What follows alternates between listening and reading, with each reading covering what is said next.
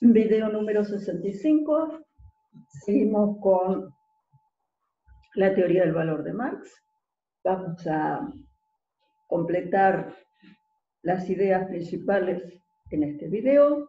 Después vamos a hacer un video especial comentando algunos aspectos de la categoría fetichismo de las mercancías.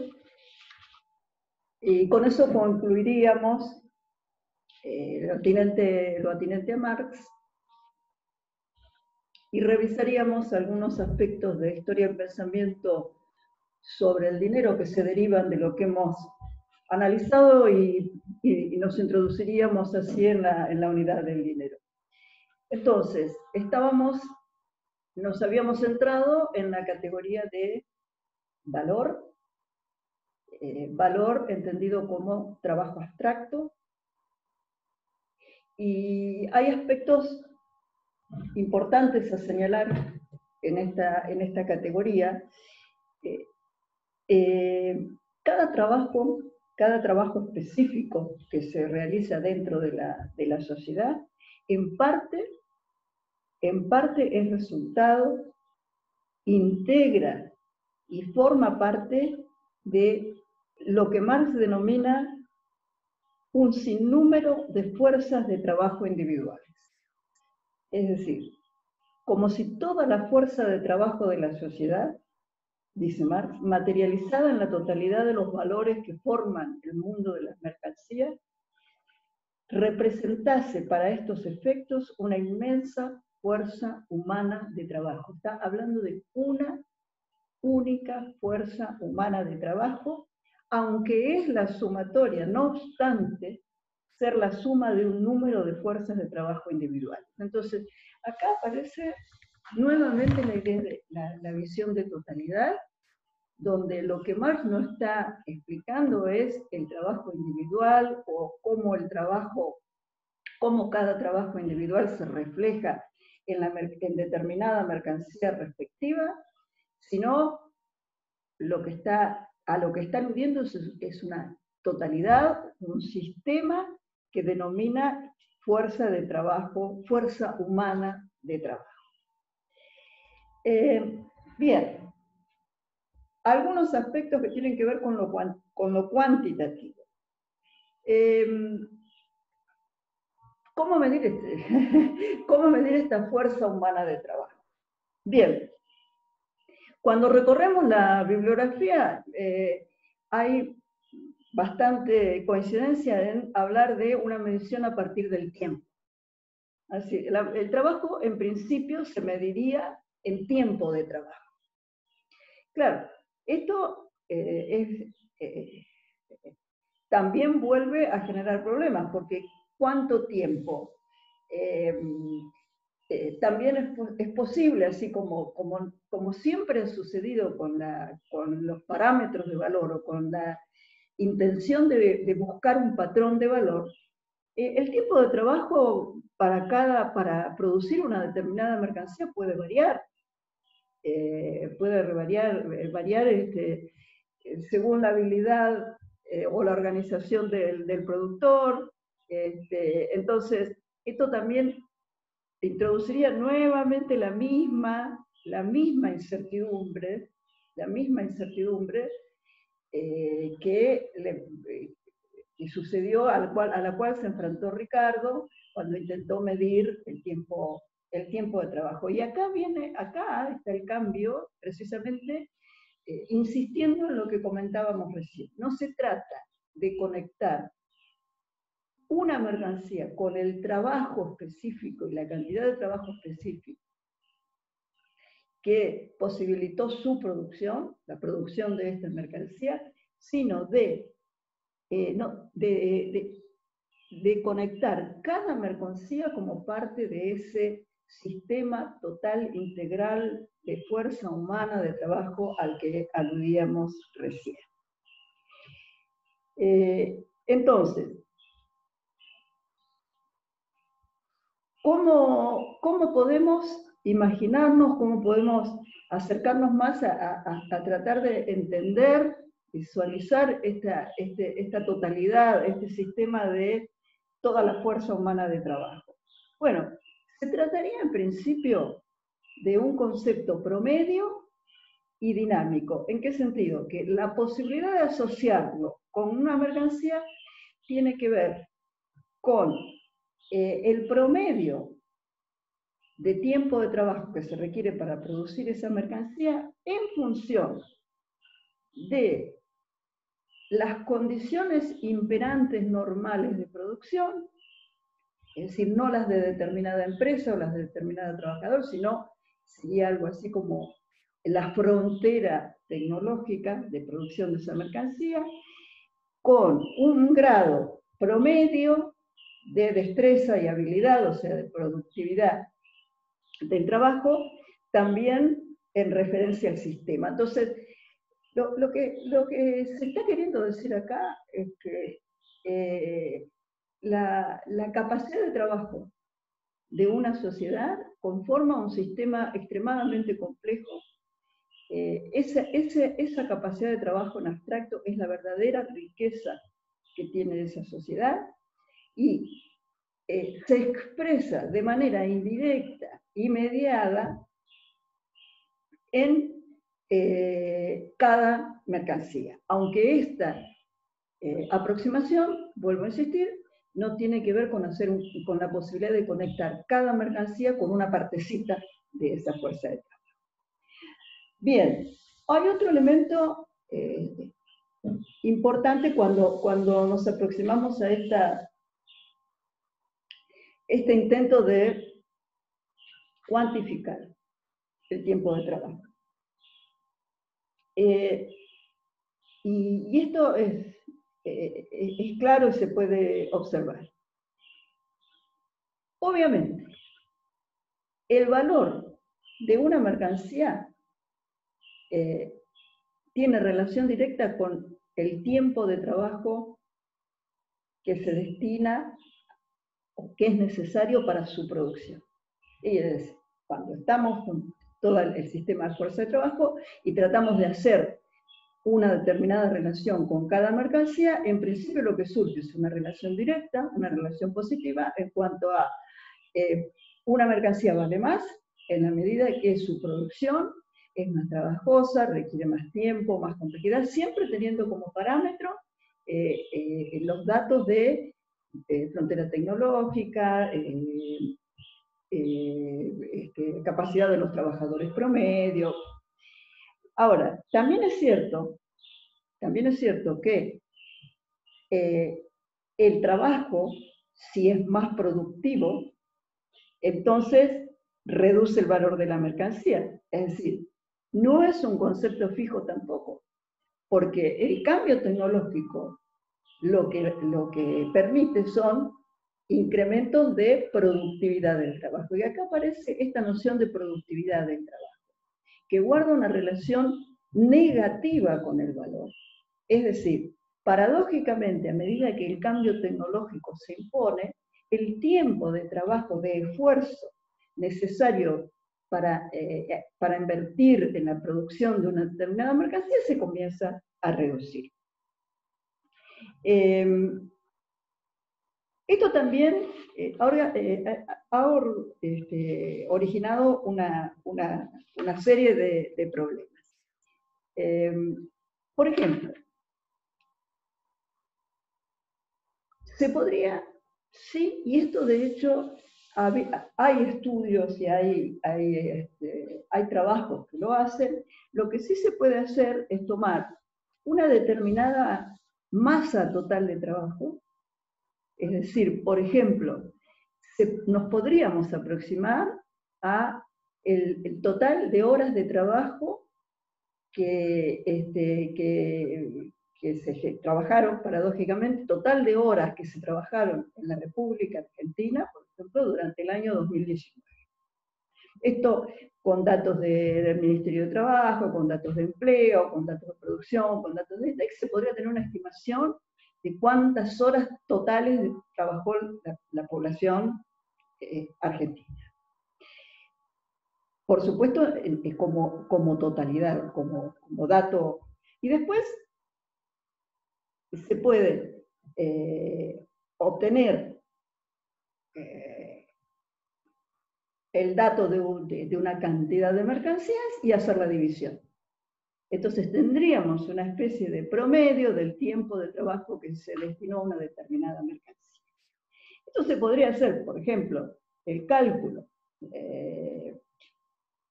Supongamos, sí se sabe que en la industria siderúrgica en el año 2019 se trabajaron tantas horas hombres, se produjeron tantas toneladas de acero, entonces se puede conectar y hacer la división, horas sobre toneladas de acero, y supuestamente podríamos aproximarnos a cuántas horas de trabajo se requirieron para producir una tonelada de acero. O sea, esto se podría hacer. Sin embargo, aparecen una serie de dificultades teóricas importantes que vamos a mencionar. Son cuestiones que han insumido una gran cantidad de discusión.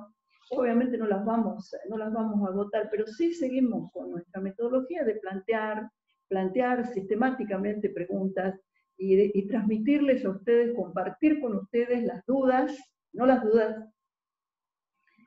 dudas que se han convertido en preguntas de investigación, preguntas de estudio.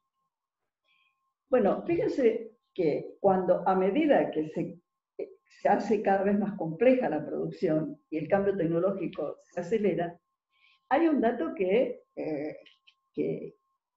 corresponde tener en cuenta. Por ejemplo, ¿cómo juegan las maquinarias en este proceso? Porque, por ejemplo, si podemos producir 10 unidades de la mercancía 1 con 10 horas de trabajo, quiere decir que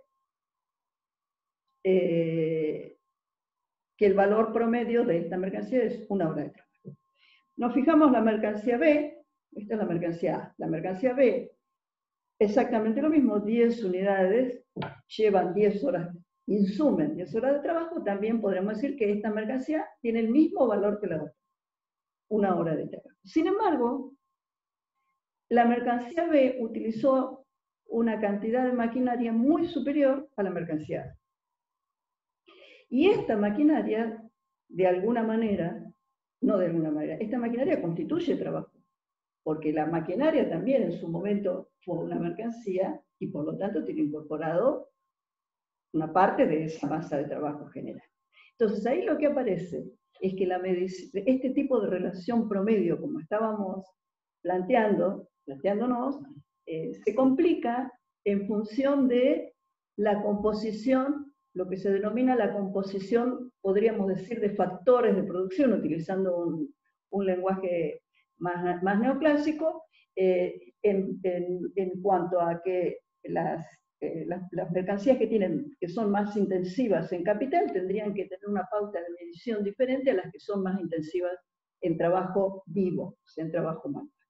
Esto por una parte. Por otra parte, también es cierto que hay una gran diferencia en cuanto a, digamos, una cosa es pensar en una fábrica, en una empresa, y otra cosa es ponernos a pensar en un sistema económico, por ejemplo, en un país, y en cómo está compuesta la oferta productiva. Por ejemplo, si hay 100 empresas que producen 10 unidades de algo, de la mercancía A, y cada una de esas empresas tarda 1 hora en producir una unidad de mercancía, bueno, tenemos 10 horas de trabajo. Pero, ¿es lo mismo si la producción de esa mercancía está concentrada en una empresa, es decir, si está monopolizada? ¿Será la misma cantidad de trabajo? La composición de la oferta, si estamos sumando distintas empresas, ¿nos arrojaría el mismo promedio? Bueno, este tema de la existencia de monopolios también es significativo. Hay otras cuestiones. Bueno, la cuestión esencial es, derivada de todo esto, es entonces cómo medir la incidencia del capital, porque nosotros estamos detectando ya 2 tipos de trabajo. El trabajo directo, que se denomina, o sea, para producir algo, y el trabajo indirecto, o algunos denominan trabajo muerto, que son el trabajo que ya está en las maquinarias que se están utilizando. Por lo tanto, en principio, esto conduce si seguimos intentamos seguir el lineamiento del pensamiento de Marx, ante estas complejidades, Marx lo que plantea o parece plantear es, bueno, entonces no hay una relación directa, no podemos establecer una relación directa entre el precio de una mercancía y la cantidad y el tiempo de trabajo que hizo. Porque esta relación va a depender de una enorme cantidad de factores, como los que mencionábamos recién. Si la mercancía se produjo con más o menos intensidad de capital o intensidad de mano de obra, si es monopólica, si la oferta es competitiva, si está atomizada, en fin, una serie de complicaciones que hacen que este promedio, que se podía ensayar, no sea, digamos, sí permite hacer una primera aproximación, pero no permite conectar el tiempo, el valor, con el precio. Entonces, ahí viene la diferencia, en este punto aparece la diferencia del análisis de Marx con la diferencia y la crítica del análisis de Marx con el análisis de Smith y con el análisis táctico. Y en este punto nos detenemos porque es importante. Según las interpretaciones desde la perspectiva de historia del pensamiento, Marx no buscó concluir que los precios del mercado tenían algún tipo de, guardaban algún tipo de equivalencia especial, directa, con el tiempo de trabajo, el valor de las mercancías. Es decir, Marx separa, distingue totalmente precio de valor. Fíjense ustedes que tanto Adam Smith como David Ricardo sí estaban concentrados, esto lo vimos bastante con Ricardo, cómo estaban queriendo demostrar cómo funcionaban los valores de cambio. Estaban preocupados por ver en qué proporción relativa se intercambiaban las mercancías. En cambio, Marx apunta a otra cosa. Marx apunta a una reflexión más de tipo cualitativo, diciendo, cada mercancía contiene una parte infinitesimal de una gran masa de esfuerzo de trabajo colectivo socialmente realizado. La cuantificación es dificultosa a través del tiempo de trabajo, es decir, medir el tiempo de trabajo que lleva cada mercancía es dificultosa, pero además no podemos decir que los precios de mercado tengan que ver con el trabajo contenido en cada mercancía. Y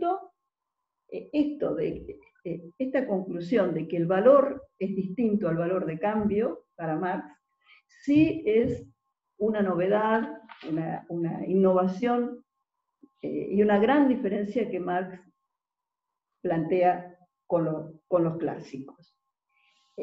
Siempre podemos remitirnos a esta noción que hemos trabajado de que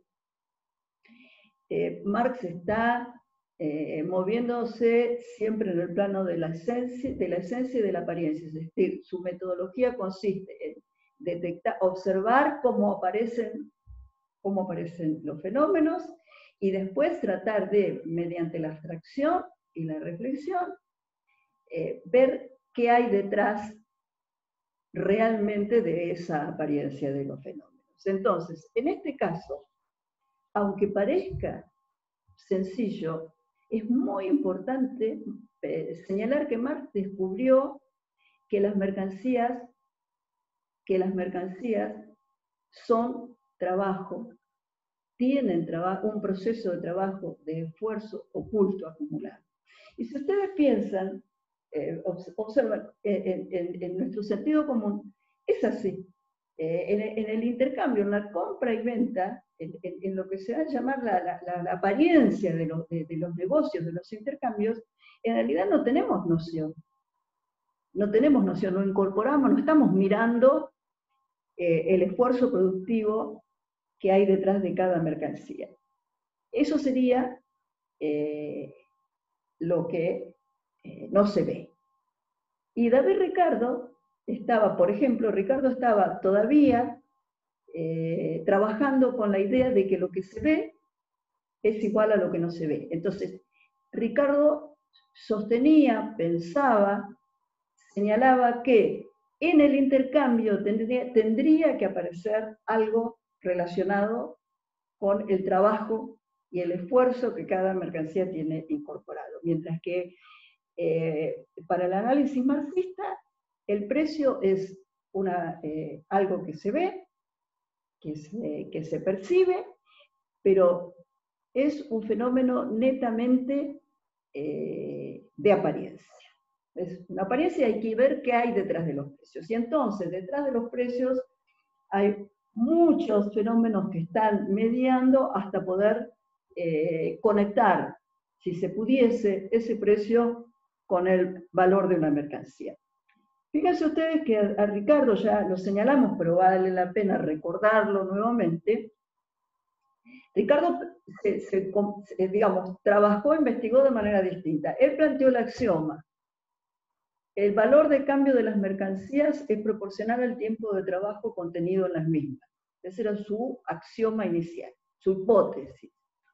Y después recurrió a esta metodología diciendo, si de alguna manera no se puede, nadie prueba que no es así, entonces en términos de lo que sería la lógica, digamos, el falsacionismo de Popper, todavía la hipótesis tiene vigencia porque no ha sido rebatida. Sin embargo, esto también deja en evidencia que en tanto y en cuanto el método se sostenga este método, el método ofrece debilidades. Es débil, ¿por qué? Porque continuamente puede aparecer, en cualquier momento puede aparecer una prueba de algún tipo o un argumento de algún tipo que demuestre que la hipótesis no se sostiene.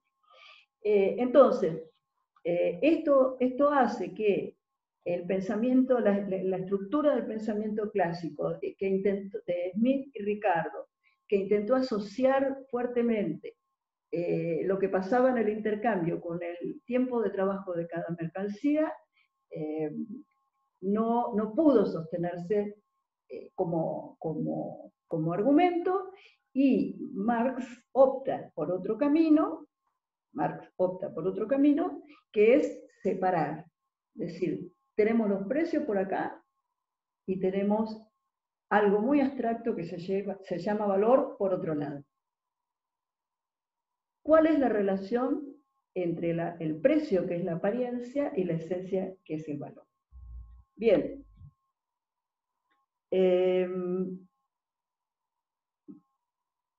Como su objetivo era dedicarse a analizar todo el cúmulo de factores que intermedian, Marx no fue a analizar los precios. Es decir, a diferencia de Ricardo y Smith, que sí se esforzaron en estudiar los valores de cambio y demostrar cómo se movían proporcionalmente, Marx reconoció o se planteó desde el inicio que los precios eran otra cosa, que era un fenómeno mucho más complicado, que había que analizar qué tipo de estructuras lógicas mediaban entre el precio y el valor. Los precios, entonces, para Marx, son distintos de los valores, además son una expresión en una unidad monetaria. No olvidemos que ya aparece ahí una primera dificultad, que es el tema del dinero, y no son proporcionales necesariamente. Nada dice, ni tampoco Marx se plantea la hipótesis de que los precios sean proporcionales al esfuerzo que cada mercancía llevó.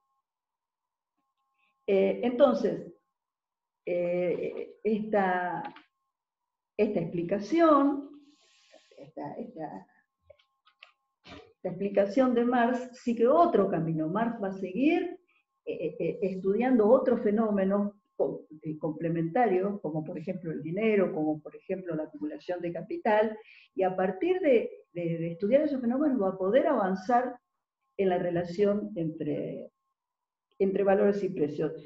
Es interesante señalar que una cantidad de estudiosos cercanos al marxismo trabajaron muchísimo intentando resolver esta cuestión.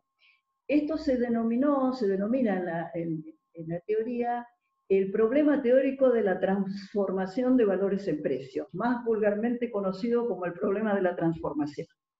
Es decir, desde que Marx escribió, muchos analistas intentaron hacer procesos complicados, complejos, considerando una serie de alternativas, distinta intensidad de capital, distinta intensidad de trabajo, y tratar de ver cómo del valor, es decir, del tiempo de trabajo, se llegaba a algo que se denominó precio de producción. Bueno, esta controversia la debemos tener presente, se han escrito, hay muchos trabajos, hay un marxista japonés, Makoto Ito, que durante toda su vida, es contemporáneo, sigue trabajando, digamos, trabajó esta cuestión de la transformación.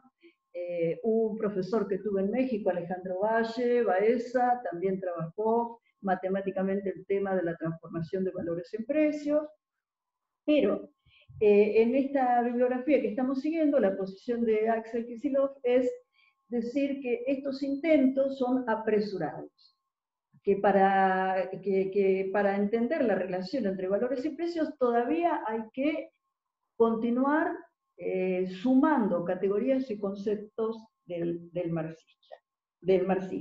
Los precios los precios son algo que observamos, así como observamos el sol que sale, el sol que se pone, pero todavía no podemos hacer la teoría de cómo giran los planetas alrededor del sol y cómo la Tierra rota sobre su propio eje, que eso sería lo que Marx está buscando respecto de los valores y los precios. Insisto, nuevamente, hay dos temas, dos conceptos, dos categorías fundamentales que van a permitir avanzar en este sentido. Una es la mediación del concepto de capital. Lo que Marx va a plantear es que no hay una única dinámica de fijación de precios, sino que en el capitalismo, con sus características definidas como sistema de producción, la mecánica de formación de precios tiene particularidad. Y tanto es así que él está esencialmente preocupado porque él lo ve al revés. El producto, el esfuerzo se mercantiliza. El esfuerzo productivo, el valor, se transforma en mercancía. Y la mercancía, una vez que entró en la esfera de la circulación, se despega, por decirlo de alguna manera, adquiere una dinámica y características propias en cuanto a su valor respecto del valor inicial que la conformó. No es... debemos insistir que Marx estudió y dejó profundamente claro la importancia que tienen las mercancías como valor de uso. Recuerdan que en los videos anteriores lo vimos. Este valor de uso es distinto a la utilidad marginalista. El valor de uso queda bien claro en Marx, es decir, cada mercancía tiene en sí misma propiedades que la hacen apta para cumplir con determinados objetivos. pero despega totalmente ese valor de uso de los precios. Esta es la diferencia importante que va a separar a los marginalistas de Marx. Los marginalistas van a empezar a concentrarse en el estudio de los precios, mientras Marx sostenía el análisis de la mercancía como forma de valor. Hay un argumento importante en este razonamiento, y es: ¿por qué la utilidad aparece como un determinante de los precios? ¿Por qué hay teorías digamos, que se orientan a fundamentar el movimiento de los precios, a explicar el movimiento de los precios a partir de la utilidad? Ya mencionamos algo de este tema. Apelando a su método histórico, Marx dice, pero siempre la humanidad produjo bienes de uso. La utilidad existió siempre. La utilidad no es un fenómeno actual. La humanidad, recuerden ustedes lo que decía Adam Smith, la riqueza de una determinada nación está en su capacidad para producir aquellos objetos, aquellas cosas que son necesarias para la vida. Ahora, esto sí parece como un fenómeno ahistórico, es decir, la producción de bienes de uso existió siempre en todas las épocas. Pero no siempre y en todas las épocas los bienes de uso se transformaron en mercancías. ¿Eso qué quiere decir? No siempre las cosas útiles que se necesitan se comercializaban a cambio de un precio. No siempre existió pagar para tener algo. Había otras formas de distribución. Entonces, Marx vuelve a citar el ejemplo del agua y el diamante, que recuerdan, Smith mencionaba y que hablaba de la escasez, lo vinculaba en algún momento con la escasez, y Marx decía que también en este ejemplo se puede ver la incidencia del trabajo, y ahí quizás simplificó demasiado, según la opinión de Axel Kicillof. No es así, porque él decía que los diamantes llevaban mucho más tiempo que el agua en cuanto a la producción. Se necesita para extraer los diamantes una actividad mucho más trabajosa que para el agua. Entonces ahí comprobaba Marx, o decía. Sin embargo, bueno, introduce de una manera muy interesante Kicillof el hecho de que la tecnología permite ya la producción de diamantes sintéticos, cuya generación no insume demasiado trabajo, como dice, dice el ejemplo que se proporciona en el texto. Entonces, hasta el momento, el gran aporte del marxismo ha sido reforzar la idea de las mercancías como algo que tiene escondido, oculto, un valor. Ese valor es un concepto abstracto que se relaciona con el esfuerzo y el trabajo que se requirió para la generación de esas mercancías. Las mercancías, volvemos a un argumento importantísimo para recordar Guerrero capítulo 1 y seguir trabajando las diferencias entre economía política y economía ortodoxa.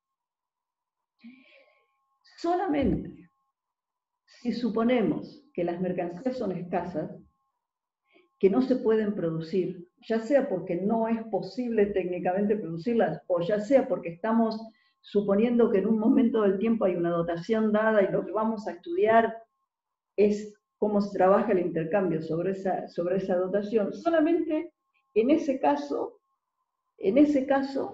las mercancías, justificaría que las mercancías tengan un precio. Y esto, volvemos sobre este tema, esto implica sacar del objeto de estudio de la economía a la producción y poner como objeto de estudio el tema de la escasez y de la asignación. Pero esto es un supuesto a priori para trabajar. Entonces, el marginalismo y la economía ortodoxa, al introducir desde el vamos este supuesto de una restricción en la cantidad para orientarse a ver cómo se distribuye lo que hay, están suprimiendo el análisis y la posibilidad de que la oferta sea creciente y que la economía, en lugar de trabajar con noción de escasez, con la noción de escasez, con la noción de repartir lo escaso, la economía trabaja con la idea de que se puede aumentar la cantidad de mercancías mediante la producción y que por eso hay que estudiar el proceso de producción. Bien, con esto culminaríamos, pero vamos a hacer un video sobre el fetichismo de las mercancías.